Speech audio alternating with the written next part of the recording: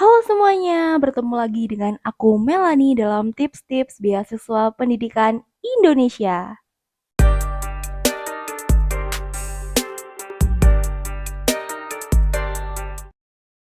Setelah mengumpulkan niat, akhirnya tayang juga video ini. Nah, teman-teman, di sini aku akan sharing bagaimana tips seorang fresh graduate lolos beasiswa pendidikan Indonesia, khususnya untuk skema S2 pelaku budaya dalam negeri. Sebagai seorang fresh graduate yang baru aja lulus kuliah, pasti banyak dari teman-teman yang bertanya-tanya, setelah ini mau ngapain ya? Mau langsung kerja atau langsung lanjut S2 nih dari S1? Nah, pasti juga banyak nih yang pengen lanjut menggunakan beasiswa. Tapi banyak yang tanya ke aku, ada nggak ya beasiswa untuk seorang fresh graduate? Padahal kita sebagai fresh graduate pastinya belum ada pengalaman kerja secara full time. Nah, berikut ini ada 3 tips dari aku untuk kalian para fresh graduate yang ingin mendaftar beasiswa pendidikan Indonesia skema pelaku budaya. Tips yang pertama yaitu dengan memaksimalkan pengalaman di bidang seni. Pasti teman-teman pelaku budaya semua, baik itu dalam bidang kesenian, kebudayaan, pasti memiliki pengalaman meskipun kita belum lulus dari perkuliahan. Karena apa? Baik itu yang tari, yang drama, yang musik, yang rupa, itu ketika kita berkuliah, kita sudah berproses di dalamnya. Kita membuat sebuah karya, kita mengikuti lomba-lomba, kemudian kita mengikuti festival-festival. Nah, hal-hal tersebut bisa teman-teman cantumkan dalam portofolio seni teman-teman. Jadi itu bisa menambah nilai plus untuk para interviewer. Nah, aku dulu mencantumkan program pemerintah yang namanya BBM, yaitu Belajar Bersama Maestro. Di situ aku selama 2 minggu belajar di Maestro Tari, yaitu Ibu Retno Maruti secara langsung di Jakarta. Nah, itu merupakan salah satu pengalaman aku untuk bidang seni. Itu dalam skala atau lingkup nasional. Barangkali teman-teman menjuarai festival, kemudian ikut lomba-lomba dan lain sebagainya itu bisa dicantumkan dalam poin yang pertama yaitu pengalaman di bidang seni.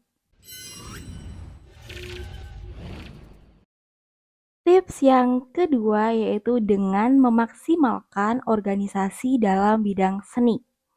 Baik itu organisasi maupun komunitas, pasti di daerah teman-teman masing-masing itu ada yang namanya komunitas maupun organisasi yang memang fokus dalam bidang kebudayaan. Bisa jadi ada komunitas pegiat sejarah seni, kemudian komunitas kebudayaan, komunitas yang fokus pada jenis kesenian tertentu, seni musik, seni tari, kemudian fokus kepada teater, dan masih banyak lagi. Nah, bagi teman-teman yang berminat dan tertarik bisa bergabung dalam komunitas tersebut. Karena apa? Karena dengan kita bergabung bersama komunitas tersebut, kita bisa bertukar pikiran, kita bisa berdiskusi dengan orang-orang yang ada di dalamnya, sehingga masalah-masalah yang ada itu bisa kita solve, kita pecahkan bersama seperti itu dan kita bisa memperkaya pengalaman kemudian ketika kita mengikuti sebuah komunitas kita juga mendapatkan peluang yang banyak untuk mengikuti kegiatan-kegiatan tertentu. Nah, di sini bagi teman-teman yang memang berminat untuk melanjutkan S2 sebagai seorang fresh graduate, misalnya teman-teman sekarang masih kuliah, harus cepat-cepat nih cari komunitas maupun organisasi yang memang relate dengan teman-teman. Yaitu kalau untuk pelaku budaya sendiri ya carinya komunitas ataupun organisasi dalam bidang kebudayaan maupun kesenian. Nah, salah satu contohnya kalau di Jawa Timur itu ada yang namanya organisasi Taruna Budaya Jawa Timur. Di situ merupakan sebuah organisasi yang memang fokusnya untuk pemuda-pemudi se-Jawa Timur. Nah, pemuda-pemudi ini dipilih dari daerah-daerah kabupaten atau kota dari seluruh Jawa Timur yang memang berkompeten dalam bidang seni dan budaya.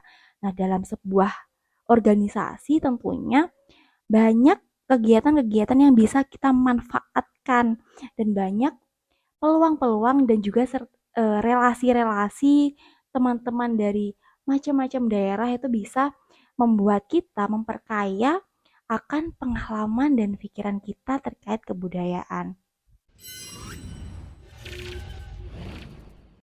Tips yang ketiga yaitu berkontribusi nyata dalam bidang seni. Nah, bagi teman-teman yang sekarang seorang fresh graduate nih, pasti di S1-nya dulu itu pernah ada mata kuliah, utamanya yang seni ya. Ada mata kuliah untuk membuat sebuah karya. Misalnya aja kalau aku dulu ada mata kuliah komposisi tari, kemudian ada mata kuliah koreografi pendidikan, ada mata kuliah koreografi murni, di mana dalam mata kuliah tersebut kita diwajibkan untuk membuat karya yang berkaitan dengan daerah kita masing-masing seperti itu. Nah, di situ bisa menjadi salah satu contoh kontribusi kita dalam bidang seni.